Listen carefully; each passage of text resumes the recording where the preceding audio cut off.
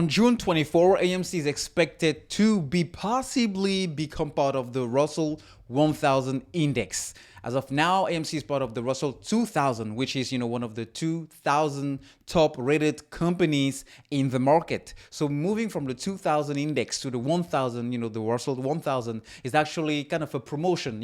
It's like, okay, you made it to the big league now, all right? Because we're talking about the 1000 top rated, not the 2000 top rated. So it's actually going up a notch. Now, how could this impact the share price of AMC moving forward in the short term? Well, keep in mind that last year, actually, AMC was supposed to be added to the MSCI index world, and that was supposed to cause a rebalancing on the funds that are using that as a benchmark to buy AMC stock automatically.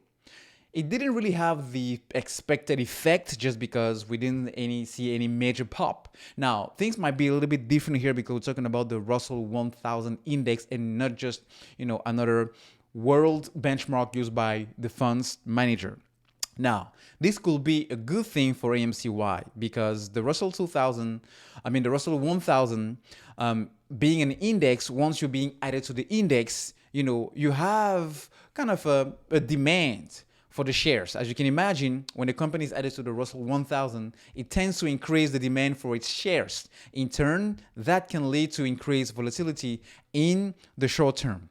The way it works is because it's moving up from one index to another, being part of that index means there's going to be a demand for those stocks, like funds that are using the Russell 1000 as a benchmark, or funds that are also part of the Russell 1000, or fund managers, insurance managers. So all of the institutional managers, the institutional investors that are using the Russell 1000 as a benchmark, or, that's mostly the case, will then be buying AMC just to make sure they are matching the strategy and the composition of the Russell 1000. That's how they provide clients with, performance, pretty much saying that, hey, we're beating the market based on what we bought, what we didn't buy, in comparison to what the Russell 1000 as a benchmark is doing. And that's how they're getting paid on a monthly basis. So that's how the additional demand of shares of AMC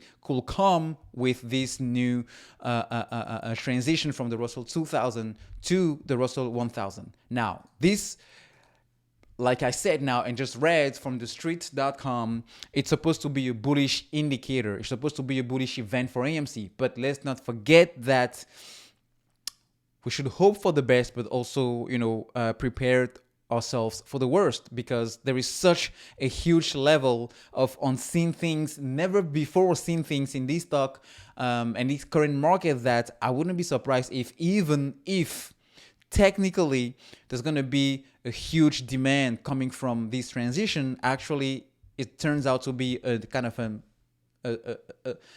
a no effect event. You kind of see where I'm going with it. So I wouldn't really hold my breath on this event to push the share price higher, but it could. I would love to be wrong here, but we've been here before, as I mentioned, with the MSCI world, and I didn't really see anything popping significantly after that change. But this time around, things might be a little bit different because we have a huge transition from growth stocks to value stocks, and the Russell 1000 is definitely part of that value components, where